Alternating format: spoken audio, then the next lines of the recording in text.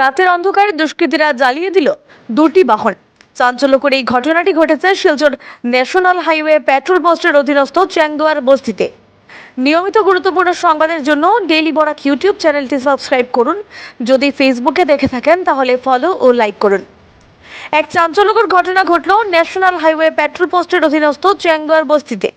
রাতের অন্ধকারে কোনো দুষ্কৃতী জ্বালিয়ে দিল দুটি বাহন। একটি ম্যাজিক ট্রাক ও একটি বাইক জ্বালিয়ে দেয় দুষ্কৃতীরা। এই ঘটনায় ন্যাশনাল হাইওয়ে পেট্রোল পোস্টে এক মামলা দায়ের করেন গাড়ি দুটির মালিক আব্দুল মতলিব ও ফরিজউদ্দিন। তাদের অভিযোগ, মঙ্গলবার রাত 12টা নাগাদ বাড়ির পার্কিংয়ে কে বা কারা বাহন দুটিতে আগুন লাগিয়ে দেয়।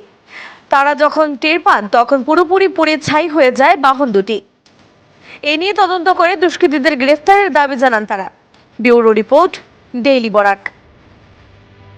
না তো কালকে তারা টিপ মারিয়া গেছে, বুঝছেন? টিপ মারিয়া তারা যে জায়গার মধ্যে পার্কিং রাখছে, আর পার্কিং থেকে তারা বড় গিয়া ঘুমাই গেছে।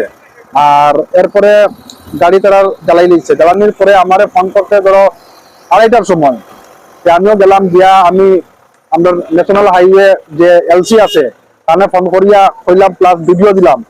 তাই না কইলা যে সকালে তোমরা আওয়ার বাদে একটা এফআইআর দাও, আমরা গিয়ে ইনকোয়ারি করিয়া দেখবো কইছেন। তাই এখন তো যেমন গরিব মানুষ, তার বাবা ক্যান্সার আছে, বুঝছেন, একবারে মৃত্যু গরিব তারা। আমরা গাড়ি চালাই লিছি রাত 11:30টার। কোন জায়গা? চ্যাংদুয়ার পার্ট 2 মেগা এক্সেল একটা আর একটা বাইক। প্রথম দেখছি আমরা কাকাতো ভাই টাইম দেখিয়া মানে বাস মারছে গাড়ি চাকাতে, শব্দ পাইয়া বাইরিয়া দেখুন গাড়ি জ্বলে। থানাতে একটা এফআইআর করছি। কি চাই আমরা? তো সুবিচার চাই। আমরা তো গরিব মানুষ, আমরা নিত্য রুজি করে খাই। এই গাড়ির সব 10 জন মানুষের চলাচল।